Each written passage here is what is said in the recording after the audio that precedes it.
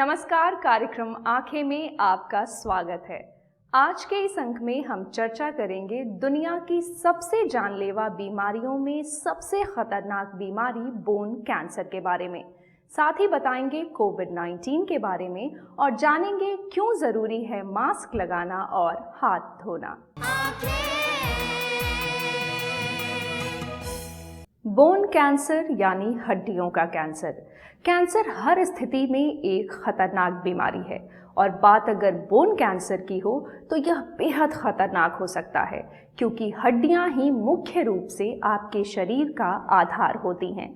हड्डियों में किसी तरह की खराबी आपको शारीरिक रूप से अक्षम बना सकती है। तो आइए आपको लिए चलते हैं पद्मश्री डॉक्टर रविंद्र नारायण सिंह के पास, जिन्हें चिकित्सा विज्ञान में उनके योगदान के लिए भारत सरकार ने उन्हें 2010 में देश के चौथे उच्चतम नागरिक सम्मान पद्मश्री से सम्मानित किया था।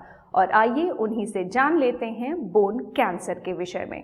दुनिया की सभी जानलेवा बीमारियों में कैंसर सबसे खतरनाक है, क्योंकि कई बार इसके लक्षणों का पता नहीं चल पाता है और जब इस बीमारी के होने का खुलासा होता है तब तक काफ़ी देर हो जाती है और यह रोग पूरे शरीर में फैल जाता है। इसी वजह से कई लोगों को उचित इलाज का समय नहीं मिल पाता है और उनकी मौत हो जाती है। विशेषज्ञ चिकित्सकों की माने तो यदि शुरुआती दौर में इस बीमारी का पता चल जाए तो 80 से 90% मरीज को कैंसर से बचाया जा सकता है। विश्व स्वास्थ्य संगठन के अनुसार भारत में हर साल 7 लाख लोग कैंसर से पीड़ित होते हैं। साथ ही इसे कैंसर से बचाव के उपाय और खतरों के बारे में आम लोगों को जागरूक करने के लिए भी मनाया जाता है। शरीर के किसी भी अंग में होने वाली कोशिकाओं की अनियंत्रित वृद्धि कैंसर का कारण बनती है। वैसे तो शरीर की यह कोशिकाएं ज़रूरत के अनुसार विभाजित हो जाती हैं, लेकिन जब यह लगातार वृद्धि करती है तो कैंसर का रूप ले लेती है। दूसरे शब्दों में कहें तो कोशिकाओं का यह असामान्य विकास कैंसर कहलाता है। उम्र के किसी पड़ाव पर इंसान को कैंसर के लक्षणों के प्रति चिंतित रहना चाहिए। जी हाँ, हम बात कर रहे हैं बोन कैंसर के बारे में। आज हमारे साथ हैं बिहार के सुप्रसिद्ध हड्डी रोग विशेषज्ञ डॉक्टर RN सिंह। तो आइए मिलते हैं उनसे और जानते हैं बोन कैंसर के विषय में।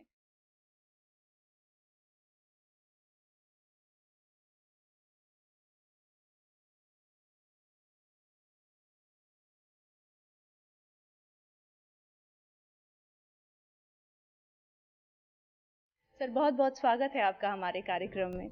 सर, सबसे पहले हम आपसे ये समझना चाहते हैं कि क्यों कैंसर इतनी तेज़ी से बढ़ रहा है। क्या बड़ा कारण आप इसका मानते हैं? क्या लाइफस्टाइल इसका बड़ा कारण है या कुछ और कारण है जिस वजह से कैंसर इतनी तेज़ी से फैल रहा है? बहुत बहुत धन्यवाद ये बहुत इम्पोर्टेंट प्रश्न पूछने के लिए। लेकिन इसके पहले कि मैं आपको ये कारण बताऊं, मैं पहले बताना चाहूँगा कि कैंसर एक्चुअली है क्या। देखिए, आप सिंपल टर्म्स में आप ईंटा के भट्ठा पर जाइए और आप पाएंगे कि हज़ारों हज़ारों ईंटा निकलता है, लेकिन उसके साथ कुछ ऐसे विकृत ईंटा निकलते हैं जिसको झामा बोलते हैं हम, और वो जमा रहता है।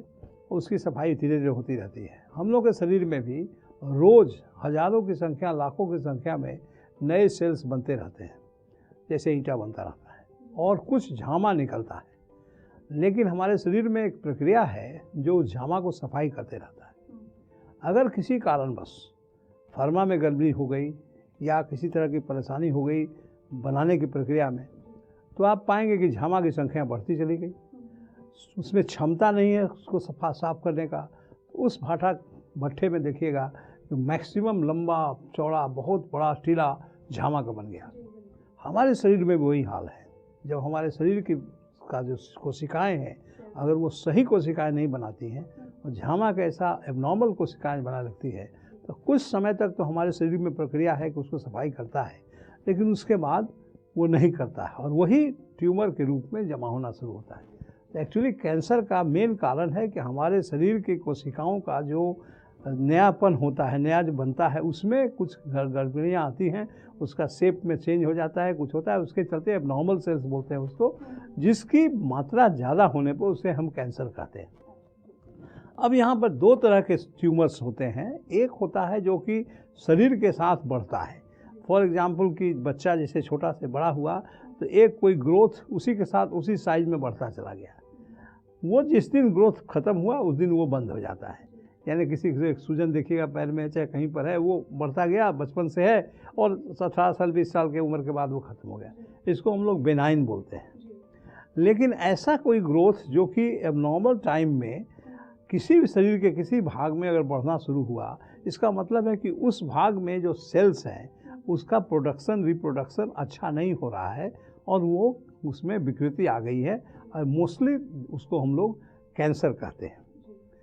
तो ये शरीर के किसी भी भाग में किसी भी अंग में हो सकता है। जी सर, अगला सवाल हम आपसे ये समझना चाहते हैं कि क्या बोन कैंसर किसी भी बोन में हो सकता है, या कुछ स्पेसिफिक बोन है जिसमें ये ज़्यादा तेज़ी से डेवलप करता है, या किसी भी बोन में हो सकता है? यहाँ पर भी मैं आपको फिर जो बेसिक है उस पर ले जाता हूँ। बोन एक शारीरिक संरचना का स्तंभ है, ये इसी स्तंभ पर पूरा सब चीज़ चलता है। तो we are the framework of the body. तो ये पूरे शरीर में है। अब हड्डी में जो कैंसर होता है वो दो तरह से हो सकता है। प्राइमरी होता है, मीन्स कि बोन का ही अपना कैंसर है, और हमारे यहाँ बोन में सेकेंडरी भी होता है, मीन्स कि कैंसर कहीं है और हमारे बोन में आ जाता है। सर, इसे हम कैसे समझ सकते हैं? हाँ, बता रहे हैं, वही तो मैं कहना चाहता हूँ कि प्राइमरी बोन कैंसर्स होते हैं और सेकेंडरी बोन कैंसर्स होते हैं। अब प्राइमरी बोन कैंसर्स कुछ ऐसे हैं जो बोन में ही होता है, जैसे कि ऑस्टियोसार्कोमा। अब देखिए, कैंसर दो तरह का होता है, सबसे पहले इसको समझना चाहिए। अगर आपके पास समय तो मैं बताऊं कि एक कैंसर हम लोग बोलते हैं, ऐसी बात नहीं है। कार्सिनोमा और सार्कोमा दो तरह का कैंसर होता है। कार्सिनोमा क्या है? तो आपके मकान का ईंटा जो है वो सेल्स है, और ईंटा के बीच का जो सीमेंट है वो इंटरस्टिशियल टिश्यू है। तो ईंटा का जो कैंसर होता है उसको कार्सिनोमा बोलते हैं, और जो सीमेंट का दरार में जो भरा जाता है उसको इंटरस्टिशियल टिश्यू बोलते हैं, उसका सार्कोमा बोलते हैं। तो बोन में सार्कोमा होता है, और बोन का जो बेसिक कैंसर है वो सार्कोमा है, कार्सिनोमा नहीं है। अब दोनों में क्या अंतर है? तो दोनों में अंतर ये है कि बोन का कैंसर, प्राइमरी बोन कैंसर, सबसे बच्चों में बहुत कम होता है, बूढ़ों में बहुत कम होता है, बीच वाले एज में, एडल्ट्स में। और ख़ास करके हम लोग यहाँ तो बना हुआ है कि 14-15 साल का लड़का या लड़की आपके पास अगर बिना पेन का या माइल्ड पेन का स्वेलिंग लेके घुटना के राउंड आता है तो first and foremost thing is osteosarcoma सोचो, दूसरा चीज़ बाद में सोचना, इतना इम्पोर्टेंट होता है। तो मिडिल एज ग्रुप में प्राइमरी बोन कैंसर बहुत कॉमन होता है, दैट इज सार्कोमा। तो यहाँ ये समझना बहुत ज़रूरी है कि जो बोन कैंसर है वो प्राइमरी है या सेकेंडरी है, इसको जान लेना बहुत ज़रूरी है। क्योंकि अगर सेकेंडरी कैंसर अगर आपको हो रहा है तो वो कैंसर आपका किसी और अंग में हुआ होगा जिसके वजह से वो बोन तक चला आया है, तो वो एक सेकेंडरी कैंसर हुआ। इसको समझ लेने की ज़रूरत है। दूसरी बात जो हम आपसे ये समझना चाहते हैं सर, कि अभी तक हम इतनी चर्चा कर रहे हैं, क्या मुख्य लक्षण हैं इसके, किस तरीके के लक्षण हैं जो उभर कर आते हैं जिसकी हम पहचान कर सकते हैं?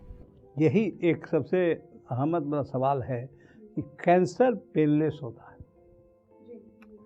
कैंसर में दर्द नहीं होता है, कैंसर कुछ दर्द नहीं बनाता है। क्यों नहीं करता है? क्योंकि जैसा मैंने कहा कि ईंटा का भट्ठा बन रहा है, उसका फरमा बना रहा है, उसको कोई दिक्कत नहीं हो रही। लेकिन जब वो किसी नस पर दबाव करता है बढ़ते बढ़ते, जैसे हम इतने चौड़े हो जाएं कि आपको ठेल दें तो आपको दिक्कत होगी तो आप हल्ला करोगी। सिमिलरली जो नर्व पर दबाव पड़ा था आपको दर्द हुआ। तो cancer itself is a non painful uncontrolled growth of any tissue is cancer. तो अक्सर सर ये होता है कि जोड़ों में दर्द एक आम समस्या है, तो क्या कुछ लक्षण हैं जो उभर करके आते हैं जिस पे हम जानना चाह रहे थे? क्या जैसे आपने कहा कि अगर वो कैंसरस है तो उसमें दर्द नहीं होगा, लेकिन अगर कहीं दर्द है तो क्या वो कैंसरस नहीं है? इस बात को समझ लेना चाहिए खुद से, या विशेषज्ञ तक जाना चाहिए? नो। जी, पेन जो हमारे शरीर में होता है वो एक बहुत बहुत ही इम्पोर्टेंट सिस्टम है, production of pain by body. वो हमारा प्रोटेक्टिव चीज़ है। जैसे एक बच्चा को अगर आप जलता हुआ लालटेन के शीशा पर हाथ जला दिए तो फिर कभी नहीं छुएगा उसको, लेकिन अगर जल रहा है तो कोशिश करेगा छूने का। तो हम उसको डर जानते हैं कि इससे हमको जल जाएगा तो नहीं कुछ करेंगे। पेन हमारे शरीर में अगर कहीं होता है तो ये हमें डिनोट करता है कि हमारे शरीर में कुछ गड़बड़ी है। तो पेन किसी भी प्रकार का हो उसको इग्नोर नहीं करना चाहिए। That may be the first sign of your body telling you that take me some hair for my health. Alarming है। तो हमारे तरफ से हम यही लोगों को कहते हैं कि किसी भी प्रकार का पेन को इग्नोर नहीं करना चाहिए। ये बात सही है कि हर एक पेन के लिए डॉक्टर आरएन से क्या नहीं चलाना चाहिए, लेकिन इग्नोरेंस नहीं होना चाहिए। और कोशिश करिए कि अगर पेन परसिस्ट कर जाता है तो you must get your self examine. और नहीं तो क्या होता है कि पेट में, चाहे ओवरी में, चाहे लेडीज़ में, ब्रेस्ट में, इस समय लोग पता नहीं करता है जब नहीं हो रहा है। जब स्टेज पर हो गया तो बहुत दिक्कत हो गई। अभी हम लोगों ने एक प्रोग्राम किया था पिंक वॉक, जिसमें हम लोगों ने कहा था कि हर एक एडल्ट लेडीज़ को और मेल्स को भी अपना ब्रेस्ट का एग्जामिनेशन करते रहना चाहिए। कब कोई भी गांठ अगर नजर आए तो इमीडिएटली उसका इलाज करना चाहिए, वो पेनलेस भी हो सकता है। तो सबसे इम्पॉर्टेंट है कि हम पेन को इग्नोर ना करें, क्योंकि पेन एक कारण हो सकता है। तो कौन कौन से टेस्ट हैं जो हम करा सकते हैं जिससे हमें पता चले कि ये बेनाइन है या कैंसरस है? इसकी हम पहचान किस टेस्ट से कर सकते हैं? देखिए, ऐसा कोई टेस्ट नहीं है हमारे शरीर में हमारे पास जिसको हम आज आपका करा लें, आपको कहें कि आप कैंसर फ्री हुए, ऐसा नहीं है। लेकिन बोन से रिलेटेड हम पूछ रहे हैं। बोन से रिलेटेड कोई भी टेस्ट ऐसा नहीं है करा लें। लेकिन अगर हमको चाहिए, जब जांच कराना चाहते हैं तो आपको कभी भी कहीं पेन हो, कुछ हो, तो उसका एक्सरे जरूर कराना चाहिए। X ray is the one very important basic examination जो हमको करना चाहिए। उसको देखना चाहिए कि इसी एक्सरे में कहीं कोई बोन खाया हुआ जगह, ऑस्टियोलिटिक लीजन बोलते हैं या ऑस्टियोपोरोटिक लीजन बोलते हैं, वो है कि नहीं। एक अवेयरनेस के पॉइंट ऑफ व्यू से अगर मैं आपसे बात करूं तो जनरली ये देखा जाता है कि लोग कैंसर को लेकर के उनका रवैया बड़ा अजीब होता है। एक तो वो पहले छुपाते हैं, महिलाओं में भी ये चीज़ देखने को मिलता है कि अगर दर्द की समस्या है तो उसको लंबे समय तक वो कैरी करती हैं और छुपाती हैं, या लापरवाही भी दिखती है। अवेयरनेस क्यों नहीं आ रहा है सर? जबकि हमारे ये जो मीडिया है, हमारे माध्यम से हम इतनी अवेयरनेस कैंपेन भी चलाते हैं, फिर भी उस तरीके का अवेयरनेस क्यों नहीं आ पा रहा है समाज में? सबसे पहली बात तो ये है कि अवेयरनेस का मेन कारण है इलिटरेसी। हमारे यहाँ जागरूकता उसी को होती है जो अखबार पढ़ सकता है, जहाँ हम लोग को टीवी मिल सकता है, लेकिन हमारे यहाँ बहुत आदमी उससे अभी वंचित है। और तो वो एक सबसे इम्पोर्टेंट बात है। दूसरी बात है कि लोगों में कैंसर जो किसी परिवार में होता है तो परिवार हिल जाता है, क्योंकि जो ट्रीटमेंट है कैंसर का वो आज के ज़माने में भी इतनी कॉस्टली है कि कोई भी एक साधारण परिवार को स्टैंड करना बहुत दिक्कत होता है। तो सबसे पहला तो जब कैंसर होता है तो परिवार हिल जाता है, रोगी तो हिलता ही है। लेकिन उसको ढाढ़स बनाने वाला हम डॉक्टर्स हैं, जो अगर उसको कहें कि साहब नहीं, उसको समझाएं कि नहीं ये ट्रीटमेंट लायक है, हो सकता है, तो वहाँ पैसा आड़े आता है कि पैसा कहाँ से आएगा, क्या होगा, क्योंकि कीमोथेरेपी इज़ वेरी कॉस्टली। सब इंस्ट्रूमेंट्स और जो कहते हैं, और जो इन्वेस्टिगेशन के लिए जो कहते हैं इक्विपमेंट्स हैं, वो सब इतना महंगा है। और मुझे आपके चैनल पर ये कहने में कोई दुख नहीं हो रहा है, कोई हमको चिंता नहीं है कि मैं खुलेआम कहना चाहता हूँ कि भारत सरकार या बिहार सरकार, चाहे कोई भी सरकार हो, उसको इतनी गंभीर समस्या को हल करने के लिए उनको कम से कम इन इक्विपमेंट्स पर जीएसटी नहीं लेना चाहिए। आज हमारे अस्पताल में मोर देन 20 करोड़ का इक्विपमेंट लगा हुआ है, और कभी मैं बैठ कर सोचता हूँ कि उसमें 3 करोड़ तो मेरा जीएसटी गया हुआ है। वो पैसा आखिर गंगा की पूजा किस पानी से होती है? गंगा की पूजा गंगे के पानी से होती है। अगर हमने उसमें इन्वेस्ट किया तो हम पेशेंट से ही लेंगे। किसी भी बीमारी में डॉक्टर के पास फॉलो अप बहुत ज़रूरी होता है। आम धारणा जो हमारे यहाँ है उसमें हम फॉलो अप को बड़ा मिस कर जाते हैं। अगर हमें कोई भी बीमारी हो, छोटी या बड़ी कोई भी बीमारी हो, फॉलो अप में नहीं रहते हैं। और अगर बात कैंसर जैसे बीमारी की करें तो उसमें फॉलो अप का भी अभाव दिखता है। कुछ फाइनेंशियल क्राइसिस भी हो सकता है इसमें। तो हम ये जानना चाहते हैं कि फॉलो अप कितना ज़रूरी होता है। आप हमारे दर्शकों को ज़रूर ये बताएं कि वो फॉलो अप में पहले तो आपको कोई भी आदमी, कोई डॉक्टर देख रहा है, आपकी बीमारी सही हो गई मतलब हड्डी केस में हड्डी जुट गई, चलो उसके बाद फॉलोअप की ज़रूरत नहीं पड़ सकती। लेकिन अगर कोई तकलीफ़ आपकी परसिस्ट कर रही है, अगर आपको एबनॉर्मल कोई सिम्टम्स परसिस्ट कर रहा है और ठीक भी हो रहे हैं आप, तो फॉलोअप कराना चाहिए। और अगर फिर से हो गया है, अगर रीअपेरेंस हो गया ऑफ द सिम्टम्स या रिकरेंस ऑफ द सिम्टम्स हो गया, तो you must go for test and follow up. ज़रूरी इसलिए होता है कि बहुत सी ऐसी चीज़ें बीमारियां हैं जो सुषुप्ता अवस्था में जब है तब थोड़ा प्रिलिमिनरी तो आप ठीक हो जाते हैं, लेकिन वो अंदर ही अंदर समझो आग सुलगता रहता है, और जब एक बार जब बाहर निकला तो आप बियॉन्ड योर कंट्रोल। देयरफॉर ये बात सही है कि अभाव है हम लोग में, और हम तो उम्मीद करते हैं कि कभी कभी यही कहते हैं हम कि अगर कोई पेशेंट हमारे यहाँ नहीं लौट के आता है तो 2 कारणों से नहीं आता है, या तो वो ठीक हो जाता है, अपने आप को समझता है हम ठीक हो गए, या नहीं तो डॉक्टर बदल लेता है। लेकिन दोनों केस में उसको ध्यान रखना चाहिए कि वो कुछ ना कुछ करे, ये बहुत इम्पोर्टेंट है। सर, आप हमारे कार्यक्रम में आए, हमारे दर्शकों को इतनी अच्छी जानकारी दी, इसके लिए आपका बहुत बहुत धन्यवाद। बहुत बहुत धन्यवाद। तो देखा आपने, चिकित्सक की माने तो यदि शुरुआती दौर में इस बीमारी का पता चल जाए तो 80 से 90% मरीज को कैंसर से बचाया जा सकता है। फिलहाल वक्त हो चला है एक ब्रेक का। ब्रेक के बाद आपको बताएंगे कि कोरोना महामारी में क्यों ज़रूरी है मास्क लगाना और हाथ धोना।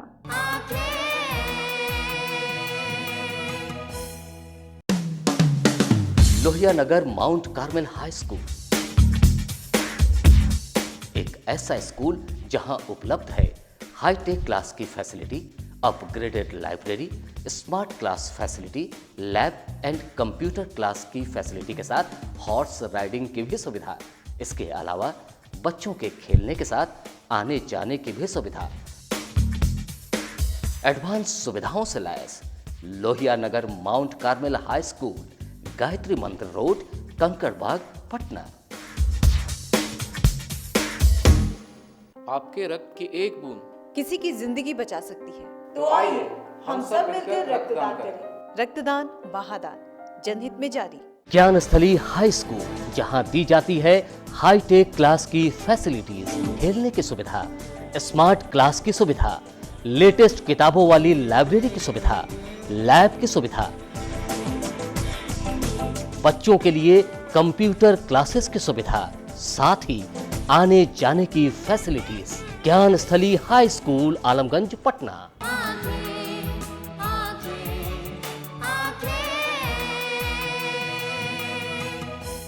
ब्रेक के बाद फिर से आपका स्वागत है।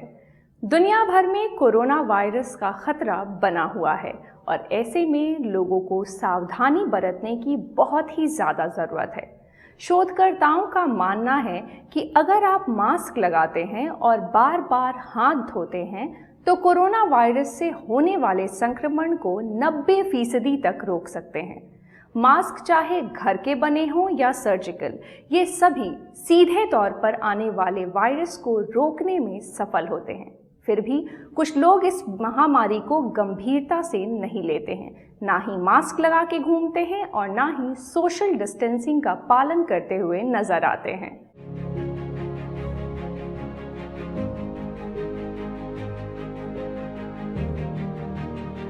देश में शुरुआती लॉकडाउन के दौरान जिस तरह से लोगों ने सरकार द्वारा दिए गए निर्देशों का पालन करते हुए खुद को घरों में समेट लिया था, वैसा जुनून अनलॉक पीरियड के दौरान दिखाई नहीं दे रहा है, बल्कि अब ज़्यादा एहतियात बरतने की ज़रूरत है तो लोग लापरवाही बरत रहे हैं, बिना मास्क के घूमते हैं और सोशल डिस्टेंसिंग का उल्लंघन करते सरेराह देखे जा रहे हैं।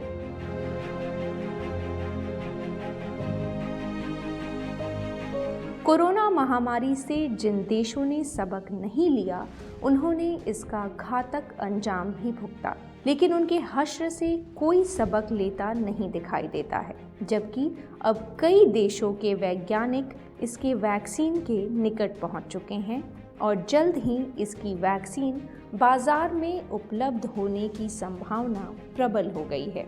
यानी हमें थोड़ा सा सफ़र और करना होगा। तब तक के लिए सबको सब्र से काम लेना होगा। धरती के एक बड़े हिस्से में मौसम बदल रहा है, सर्दियां दस्तक दे रही हैं और यही वह समय होता है जब कोल्ड फ्लू यानी सर्दी जुकाम आम बात हो जाती है। लेकिन इस बार की सर्दी दुनिया के कई वैज्ञानिकों की चिंता बढ़ा रही है। डर इस बात का है कि ठंडी हवाओं के साथ बदलते मौसम की वजह से कोरोना वायरस अपनी अधिक ताकत के साथ तेजी से फैल सकता है।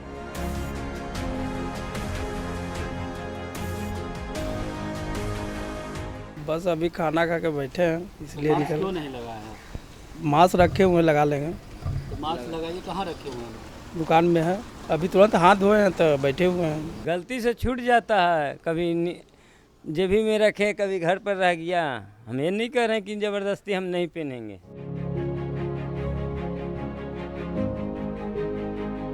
कई वैज्ञानिकों को ये आशंका है कि सर्दी के मौसम में दुनिया को कोरोना वायरस की सेकेंड वेव का सामना करना पड़ सकता है, जो पहले से कहीं अधिक जानलेवा हो सकती है।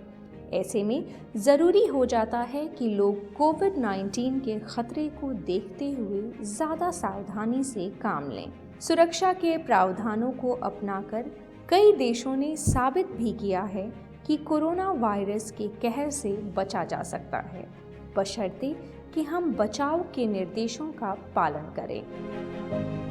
कोरोना से बचने के लिए जो प्रिवेंटिव एक्शंस बताए गए हैं उसका पालन करें, खास करके मास्क लगाने के संबंध में, चाहे सार्वजनिक परिवहन की गाड़ियों में जाएं या निजी गाड़ियों में जाएं या फिर कहीं खरीदारी करने जाएं तो मास्क निश्चित रूप से लगाएं और सैनिटाइज़र और साबुन आदि का इस्तेमाल करके हाथ की साफ़ सफाई से अपने आप को सुरक्षित रखें।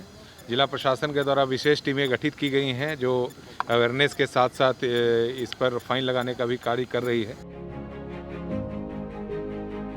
बहुत से देशों ने कोरोना के दो मुख्य बचाव उपायों मास्क और सोशल डिस्टेंसिंग का अनुपालन करते हुए अपने यहाँ कोविड-19 के संक्रमण को न के बराबर कर लिया है। इसका मतलब यह है कि आत्म अनुशासन के द्वारा ही इस महामारी पर काबू पाया जा सकता है। हालांकि यह सही है कि लंबा समय हो गया है और सबके काम धंधे चौपट हो गए हैं, लेकिन थोड़ा सा इंतज़ार और करें, उसके बाद अवश्य ही इस महामारी से निजात मिल जाएगी। लेकिन इसके लिए धैर्य को बरकरार रखना चुनौतीपूर्ण होगा। मास्क लगाए उड़ गया, अभी लगा के अभी निकल के जैसे ही उड़ गया, टूट गया था। जा रहे हैं लाने। खैनी उनी खा लेते हैं तो इसीलिए कभी नहीं देखे रखे हुए नहीं। इस बात को हमें नहीं भूलना चाहिए कि कोविड-19 से बचाव के लिए हमारे पास बहुत ज़्यादा विकल्प नहीं हैं। हालांकि हमारे देश में कोरोना संक्रमण से ठीक होने वालों की दर और देशों से ज़्यादा है और मृत्यु दर भी न्यूनतम है। ज़्यादातर लोग ठीक होकर घर वापस जा रहे हैं। तो देखा आपने, ऐसे में ज़रूरी हो जाता है कि लोग कोविड-19 के खतरे को देखते हुए ज़्यादा सावधानी से काम लें। सुरक्षा के प्रावधानों को अपनाकर कई देशों ने साबित भी किया है कि कोरोना वायरस के कहर से बचा जा सकता है, बशर्ते कि हम बचाव के निर्देशों का पालन करें। आज का कार्यक्रम आपको कैसा लगा हमें ज़रूर बताएं। हमारा ईमेल एड्रेस है lmcanke2017@gmail.com।